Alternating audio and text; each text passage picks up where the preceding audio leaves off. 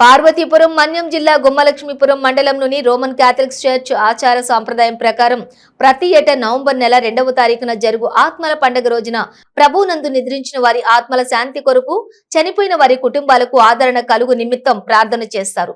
అదేవిధంగా సమాధుల వద్దకు వారి మత పెద్దలైనటువంటి ఫాదర్ ని తీసుకుని వెళ్లి పూజా కార్యక్రమం చేయించి వారి కొరకు ప్రార్థన చేయించడం జరుగుతుంది. ఈ కార్యక్రమంలోని ఫాదర్ చార్లెస్, వెలుగు పీడి కిరణ్ కుమార్, డిఈఓ ప్రేమ్ కుమార్, సంఘ పెద్దలు, విశ్వాసులు పెద్ద ఎత్తున భక్తి శ్రద్ధలతో పాల్గొన్నారు.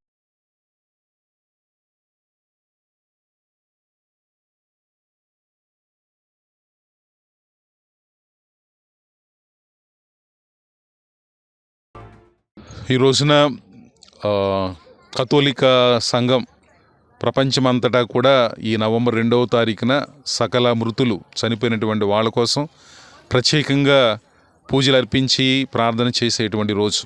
కాబట్టి ఈ ఒక్కరోజే కాకుండా నవంబర్ నెలంతా కూడా మనకు తెలిసినటువంటి వాళ్ళు కుటుంబ సభ్యులైతేనేమి, స్నేహితులైతేనేమి, ముఖ్యంగా అభాగ్యులైతేనేమి, వీళ్ళందరి కోసం కూడా ప్రత్యేకంగా ప్రార్థన చేయాలి.